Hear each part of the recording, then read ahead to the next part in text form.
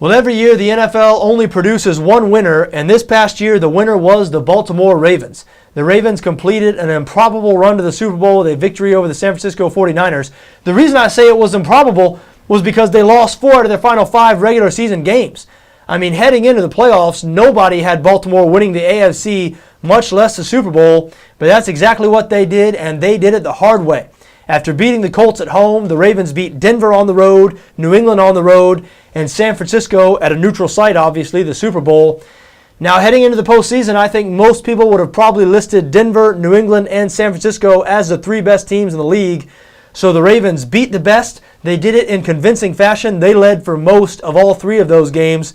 So they deserve to be called champions. That leaves us to wonder, how did that happen? How did the team that we saw struggle to win games in December all of a sudden transform into the best team in the NFL? Well, there's 2 concrete reasons we can point to. One would be the decision from John Harbaugh after Week 13 to fire offensive coordinator Cam Cameron. It was a very unorthodox decision for a team that was leading their division at the time to part ways with their offensive coordinator and primary play caller. That's exactly what Harbaugh did. He promoted Jim Caldwell to offensive coordinator, and maybe it was just coincidence, maybe it was Caldwell's play calling, but Joe Flacco, Baltimore's quarterback, looked like a different guy after Caldwell was calling the plays. Flacco was the best quarterback in the NFL throughout the postseason, and he played guys like Peyton Manning, Tom Brady, up-and-comer Colin Kaepernick, and Flacco just outplayed them all. 11 touchdowns and no interceptions throughout the postseason for Joe Flacco. Made himself a lot of money. We expect Baltimore to really lock Flacco up with a long-term lucrative contract this offseason. And hey, he deserves it. After what we just saw in the playoffs and the Super Bowl, there is no question that Joe Flacco deserves to be among the highest paid players in the game. Now, Baltimore is a unique situation. You know, this is not a young team with a young nucleus that's going to be around for several more seasons. There's going to be a lot of change. Now, maybe Baltimore will still be around as a contender. A lot of that has to do with the way Joe Flacco develops. Will he continue to be one of the best quarterbacks in the league despite some changing faces around him? Because many guys, including Anquan Boldin, veteran wide receiver, who the Ravens probably would have not won the Super Bowl had it not been for Anquan Boldin. Boldin will most likely not be in Baltimore next year. He will most likely be a salary cap casualty. The Ravens are slated to be about $5 million over the cap. Boldin is slated to make about $5.5 million next year, so he's most likely going to be gone. Ray Lewis has been well documented. He will retire. Ed Reed, another one of those defensive veterans, he might not be back either, which brings me to the second reason, the second concrete reason we can point to Baltimore's turnaround at the very end of the year, and that is the health of their defensive players.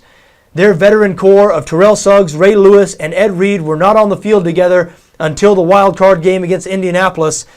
And when those guys got on the field together, the Ravens looked much like they looked throughout the last decade, not like they looked throughout this past regular season when they finished 17th in the NFL in total defense. But as we said, that veteran core is no more. Ray Lewis is gone. Ed Reed might be gone.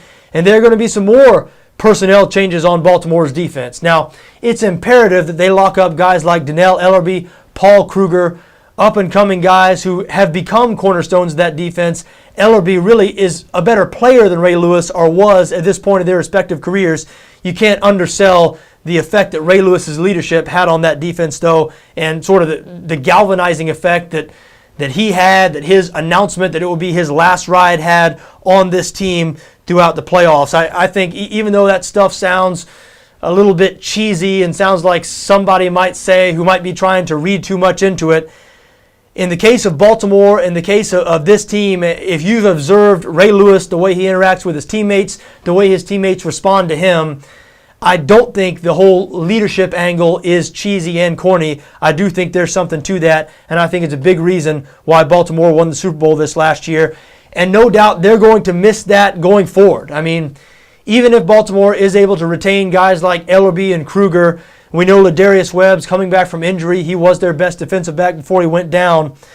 It's going to be a big void when you talk about the absence of Ray Lewis in the middle of that defense, possibly Ed Reed, no longer the anchor of that secondary. And if Baltimore is going to continue to have success over the next couple of years, I think their offense is going to have to evolve and become the strength of the team. And they showed signs of doing that at the end of the season and throughout the playoffs.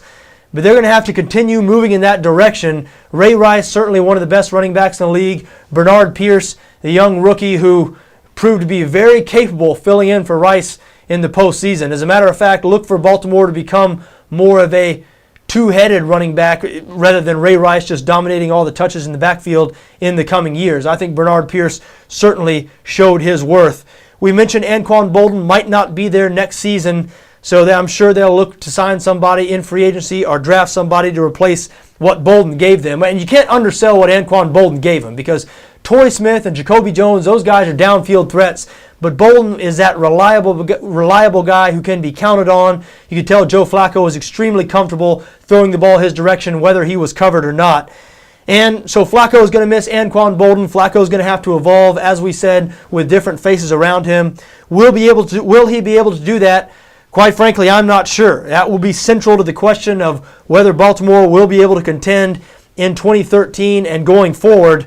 They're certainly not going to be one of the betting favorites coming into this next season. But you know what? They weren't one of the betting favorites coming into this last season, and that didn't stop them. So we'll see what their general manager, Ozzie Newsome, is able to do. He is one of the best GMs in the league. Head coach John Harbaugh has certainly proven his worth. Should be exciting watching the way the Baltimore Ravens are going to try to defend their title. It's going to be hard, though, with people gunning for them and without a lot of key veterans they've relied on in the past.